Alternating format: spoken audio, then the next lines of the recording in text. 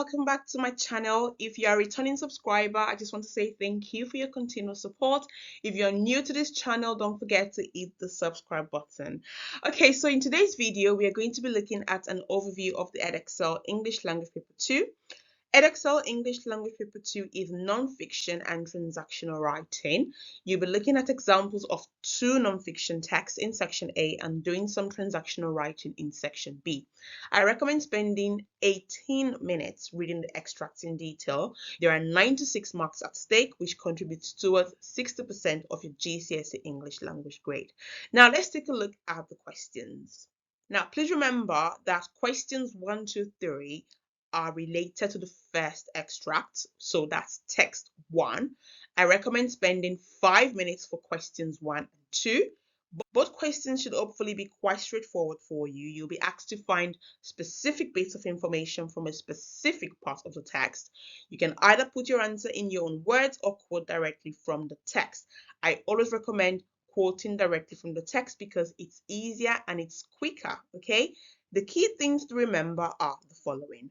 Read the questions carefully, only refer to the specific section of the text in the question, and don't spend too long on this question. After all, it's just 4 marks, okay? Get your points down and then move on. Let's look at question 3. Now, question 3 is both language and structural analysis, okay? Unlike paper 1, where the language and structure question was only 6 marks, here you can see that the marks are 15, okay? I recommend spending 15 minutes. You'll be asked to analyze how the writer has used language and structure to achieve something.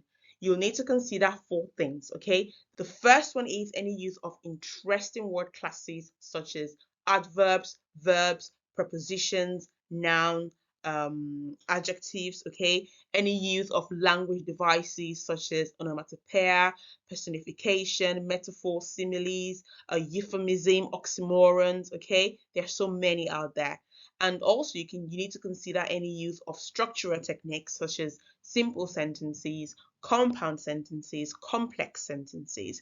If you do not know how to identify these types of sentences, just focus on short sentences or long sentences. Or perhaps you can take a look at the writer's use of punctuations such as hyphens or exclamation marks, okay? These are all structural techniques.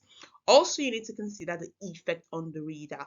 What does this mean? It means that you need to think about what type of emotion the extract evoke, okay? So if you're taking a look at the example on my screen, it says, analyze how the writer uses language and structure to interest and engage the reader, okay? What kind of emotion does the extract evoke? Does it evoke sympathy? Does it evoke fear? Does it evoke disgust? Okay, there are so many emotions out there, so make sure you pay attention to the emotion that is provoked in the extract, okay?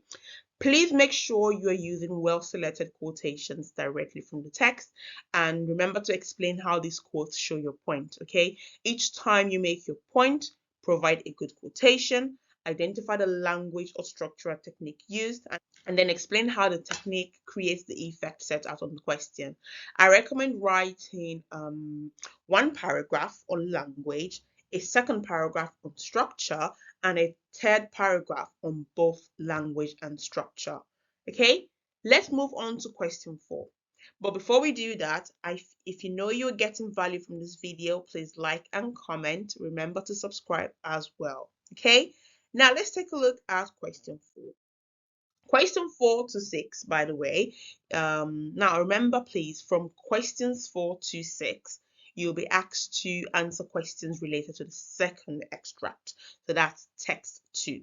I recommend spending 2 minutes for questions 4 and 5. Okay, there are only 2 marks. Both questions are very straightforward. You'll be asked to find specific bits of information from a specific part of the text. You can either put your answers in your own words or quote directly from the text. Again, I recommend quoting directly from the text.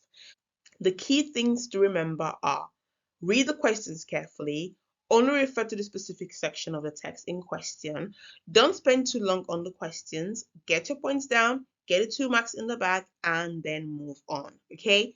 Now let's look at question 6. Question 6 is an evaluation question. Okay, there are 15 marks available for this question. I recommend spending 15 minutes.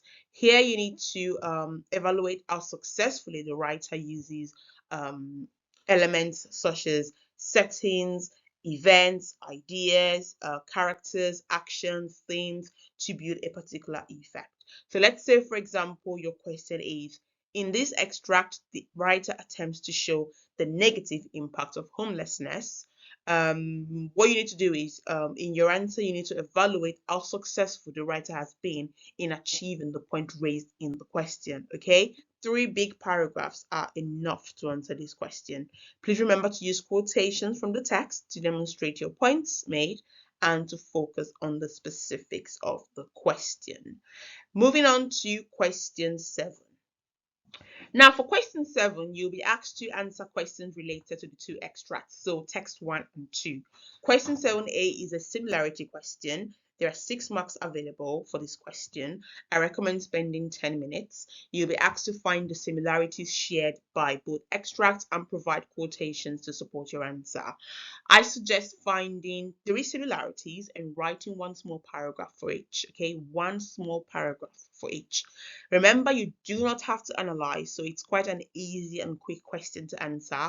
Each time you write down a similarity that both extracts share, provide a good quotation for text 1, then use a comparative connective to provide a good quotation for text 2, and finish your paragraph with a link. Okay, examples of comparative connectives are likewise, similarly. Please use them.